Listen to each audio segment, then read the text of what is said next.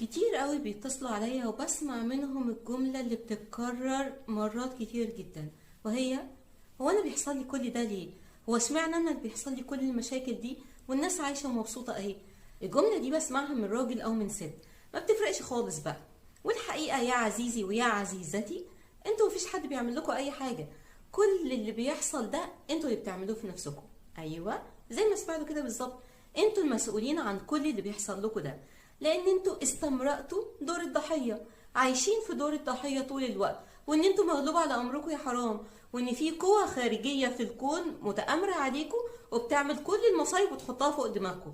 الحقيقة لا، انتوا اللي اخترتوا الدور السهل، هو دور الضحية، وان انتوا دايما مظلومين، وان في اي حد بيحاول يأذيكم باي شكل من الاشكال. البنت اللي دايما تشتكي ان في حد من صحباتها في الشلة دايما بيجنبها كده وبيخليها قاعدة على جنب لوحدها وما بيتفاعلش معاها زي بقية الاشخاص.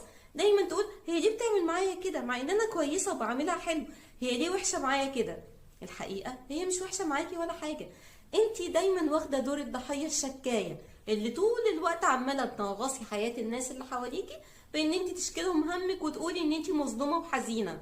وعلى الرغم من محاولات كل اللي حواليك ان هم يسترضوكي ويطيبوا خاطرك، الا ان انتي مستمرة وماشية في نفس الخط اللي هو دور الضحية، اللي انا مسكينة ومظلومة وكلكم ظالميني.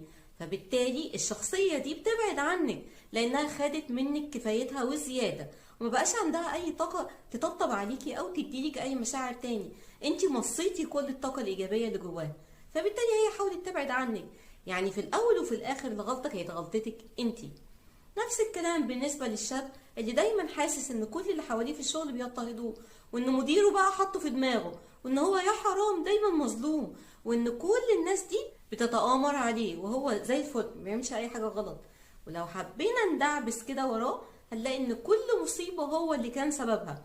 دايما بيتعامل بمنتهى الاهمال في الشغل بتاعه، او دايما بيتعامل بطريقة وحشة مع زمايله، فبالتالي الناس دي بتتجنبه لسبب هو اللي بيعمله. لكن هو اختار الحتة السهلة، حتة الضحية. ما بتحاولش البنت دي تماما يوصلوا لأصل المشكلة ويحاولوا يحلوها.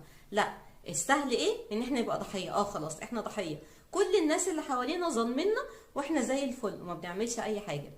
النصيحة الوحيدة بقى للناس دي ان انتوا حاولوا شوية تركزوا على مشاكلكم انتوا وتحاولوا تحلوها، وتحاولوا تشوفوا ايه هي الغلطة اللي انتوا بتعملوها دايما مع كل الناس، والغلطة دي نصلحها.